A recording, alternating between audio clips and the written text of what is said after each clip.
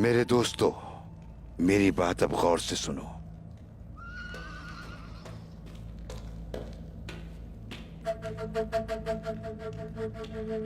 कुछ हुआ है क्या? बताइए क्या हुआ है? कबीले में कुछ हुआ है क्या? बहुत बुरा हाल है उस्मान। हालात ठीक नहीं। मंगोलों को आप चाहिए। दुंदार साहब ने घुटने टेक दिए हैं। अगर आपने 3 दिन में खुद को हवाले न किया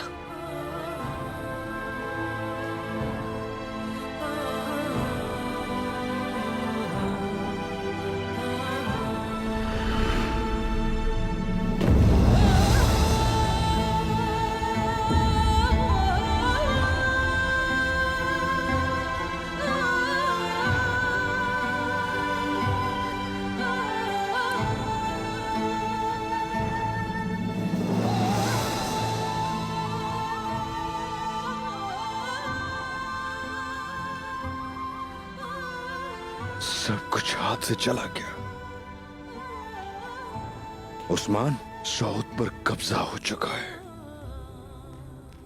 कबाइल पर हमले कर चुके हैं। सरदारों को गिरफ्तार कर लिया गया।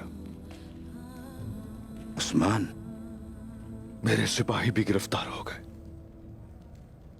उस्मान, खड़े हो जाएं।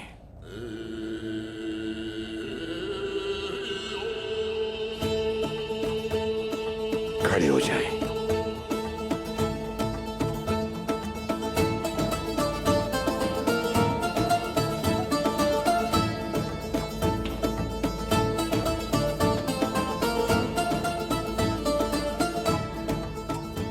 मैं तुम्हें हुजूर सल्लल्लाहु अलैहि वसल्लम के मुबारक जमाने की जंग ओहद की मिसाल देता हूं, ताकि उस्मान तुम समझ सको।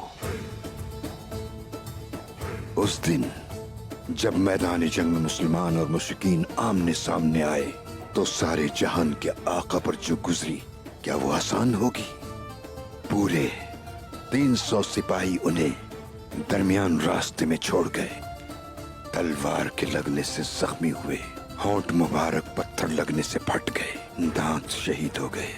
तलवार का जख्म लगने के बाद जबी मुबारक से खून बह निकला। बहुत से हम सफर खो दिए, यहां तक कि अल्लाह के शेर अपने चचा हजरत हमजा को भी उस जंग में खो दिया। उस हाल में भी फरमाया, या रब्बे करीम रहम फरमा, इन्हें हकीकत का इल्म नहीं है। क्या तुम जानते हो बेटे सब कुछ क्यों पेश आया? क्योंकि हमारे पैगंबर के अहकाम पर सही अमल नहीं किया गया। वो मोमिनीन जिन्होंने जंग की इब्तिदा में मुशरिकीन को भागते देखा, उन्होंने पहाड़ की घाटी छोड़ दी और माले गनीमत जमा करने लगे। ये सब भूलो मत उस्मान। ये इस्लाम की कदीम तारीख का सबसे अहम नजरिया है। जब मुसलमान मुंतशिर हुए तो मुशरिकीन उठ खड़े हुए।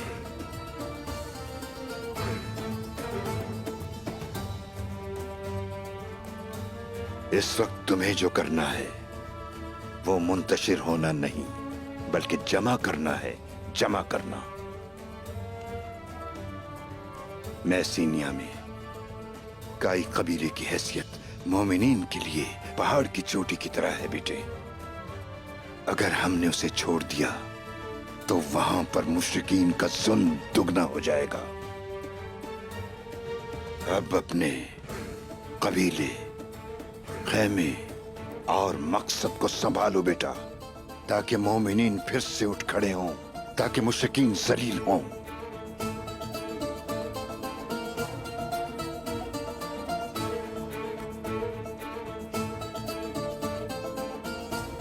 मायूस हो गया था मैं।